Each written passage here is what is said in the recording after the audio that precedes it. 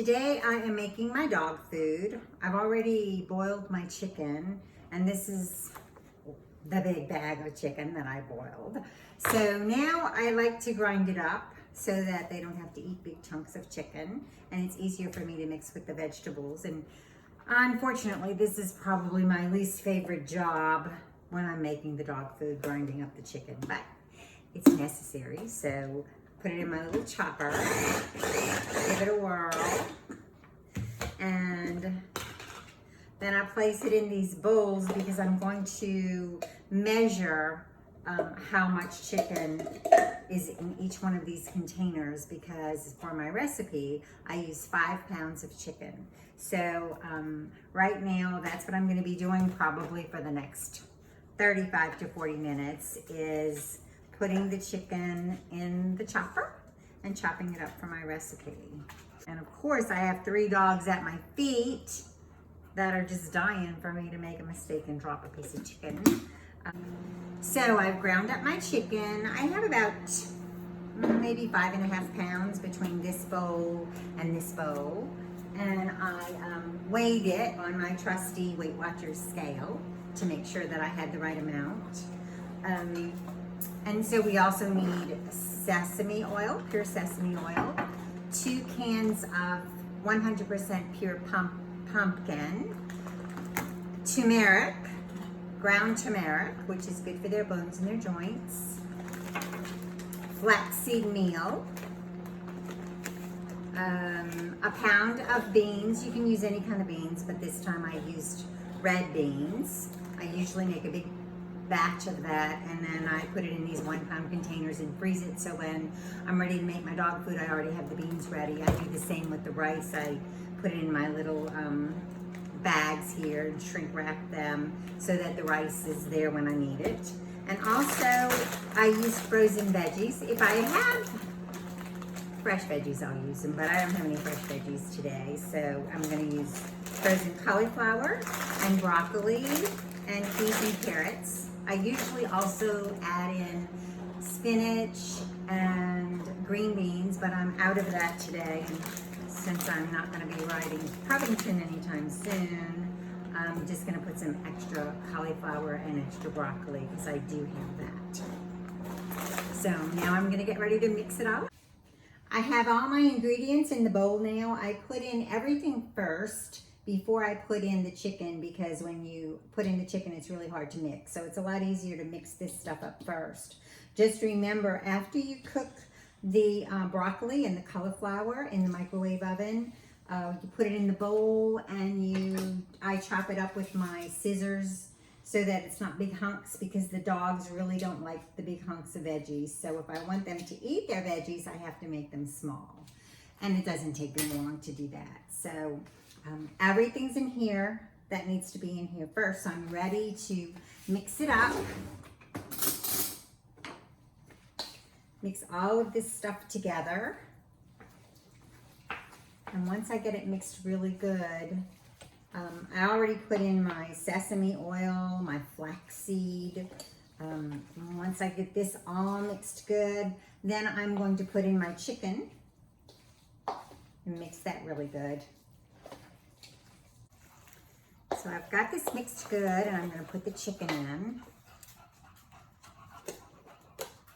I think I'll start with one because it's too hard to mix it when I put both.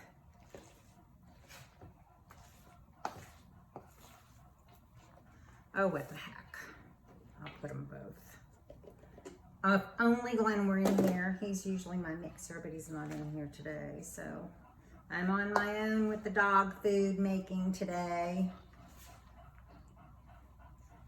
The panting you hear is Madeline, the English Bulldog, who is hoping and praying that I drop something on the floor so she can have a taste. She knows exactly what I'm doing. She absolutely loves her dog food. Like I said, it's really hard to stir, and it's kind of dry. So what I usually do is, sorry, I got all this stuff sticking. What I usually do is add a little bit of the chicken broth that I got after I boiled the chicken. I keep the chicken broth So I add maybe 3 cupfuls of chicken broth to it so that it's more moist for the dogs and it's a lot easier to mix. I just kind of wing it. I don't want to have it too wet. So I think about 3 cups of it is fine.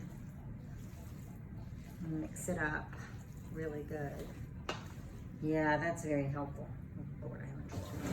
That is very helpful and makes it a lot easier to mix. And after I finish mixing it, oh my goodness, I forgot the blueberries.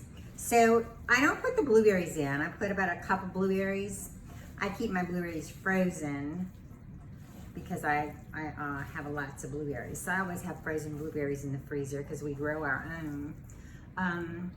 But you put them in last after everything else is mixed. Otherwise you'll get blue food because the blueberries will kind of mush up all over the place. So I wait until I'm finished with mixing everything, and then I'm gonna go get my blueberries at the freezer and mix them in. I'm ready to put my blueberries in now. I freeze wrap them, so put in my frozen blueberries. I got blue hands because you have to, oh dear Lord. That's okay, Maddie will eat it. She loves frozen blueberries. So just add in my frozen blueberries, and then I'll be ready to put them in my containers. I have finished my job. The dog food is done. It's in the containers. It makes about 3 of these containers, which each container lasts about a week for my 2 dogs. They get 1 cup each in the morning. Of course, I label it with the date because I have other food in the freezer, same kind of dog food. So I date it, put it in the freezer. In the morning when I give them their dog food, I also put in there a Cosequin DS, which is really good for my dogs because Rosie, my little dog, is a fetcher, and so I need her joints to be strong. And my English Bulldog, Madeline, is getting old, so I don't want her to get arthritis. So every morning I give them one of these in their food. And I also, if you make your own dog food, you should make sure you give them homemade dog food vitamins. I find that a Zest 4 is a really good vitamin for them. So that's what they get in the morning. For their supper, I give my dogs dry dog food because I think it's really good for their teeth to have dry dog food at least once a day.